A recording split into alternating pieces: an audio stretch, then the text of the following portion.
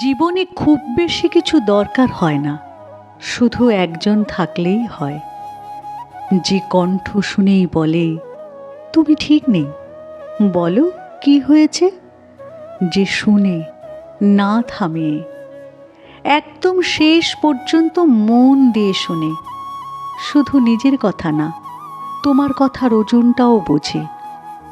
সে বন্ধু হতে পারে অফিসের কেউ, বা এমন একজন যার সঙ্গ কোনো নামের মধ্যে বাঁধা পড়ে না, যে গুরুত্ব দেয়, যে তোমার চুপ থাকা নিয়েও চিন্তা করে।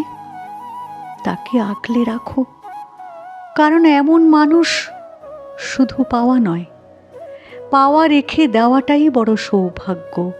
বোঝে, কারণ ভালোবাসে।